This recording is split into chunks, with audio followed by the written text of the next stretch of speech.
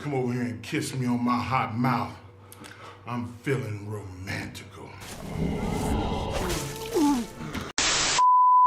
Today, we will be talking about the darkwraiths. We'll be talking about their origin in New Londo, their incredible power, the terrifying art of life drain, and their incredible importance to the story. But in order to understand the darkwraiths, we have to go all the way back to the creation of New Londo. Now, for those of you who do not know, New Londo was an incredibly large city that was created by the Four Kings and was primarily inhabited by humans. Very few, if any, actual gods even visited the location, and was primarily controlled by the humans who lived there, with the only exception being Velka, the goddess of sin. Now, this was actually a very interesting point, considering that this city was specifically created with Gwyn's blessing. However, do not be entirely fooled. Although the city was not entirely created due to manipulation, it was created in order to make a point. No true gods ever visited or lived within the city, and it was actively shown to be a shadow in comparison to Anor Londo. They were pretty much making fun of the humans by allowing its creation. Be that as it may, New Londo would actually flourish for an incredibly long period of time under the Four Kings' protection, including their incredibly powerful military force. Prior to becoming darkwraiths, the Knights of the Four Kings were easily some of the most skilled and powerful human beings you could possibly come across. They were to the humans what the Silver Knights were to Gwyn, incredibly skilled elite soldiers that could easily take down 10 opponents before going down. This is why when you fight them, they're not only incredibly agile and quick, but actively seem as though they're dancing while they fight, preferring a perfect combination between agility and pure destructive capability with every single swing that they do. However, despite the fact that the city was flourishing, one terrible thing would occur which would change the direction of this city and the darkwraiths forever. Though many people will immediately stick their finger at Kaathe, this is actually only one of the events that causes the downfall of the Four Kings and by extension New Londo. One of the major things that would occur that would affect the city would be the fact that the undead curse would slowly spread throughout it, and some of the first victims were actually the Four Kings themselves. And we know they became undead simply due to the fact that when we see them in the actual boss arena, one of the major things that all undeads possess are the roots that pretty much grow over the heart. However, by the time we meet them, they had reached a point where those roots had grown out to the point where they cover pretty much all of their body. However, they were not the only ones who would become undead. Their knights would become undead. The civilians would become undead. And now they were put into a situation where they were pretty much against time, where the only way they could possibly stop this is to find a way to deal with the undead curse, which we all know is pretty much nil. And due to the fact that there was pretty much no way to deal with the undead curse, you had various people who were going hollow. What I'm basically saying is that New Londo was breaking apart from the inside out simply due to the fact that the undead curse was able to continuously spread without anything stopping it. And you also have to factor in the Four Kings themselves. They were also undead and were struggling to maintain their own humanity at the same time, meaning that the rulers themselves were completely going mad. If that wasn't enough, their knights themselves were also beginning to go undead and also become hollow, causing them to kill each other as well as other civilians. Now, all of this would eventually come to the point where Kaathe would eventually approach the Four Kings with an offer. Either learn the art of life drain and steal the humanity of other humans, or go hollow and see your kingdom fall. Now, it is this event in particular that would cause the downward slope of New Londo. Now, this is where things become incredibly interesting, because in order to really appreciate life drain, you really need to understand exactly what it is. Now, for all intents and purposes, life drain is a way to combat the undead curse. And this is, in fact, how Kaathe continuously advertises the ability. If you wish,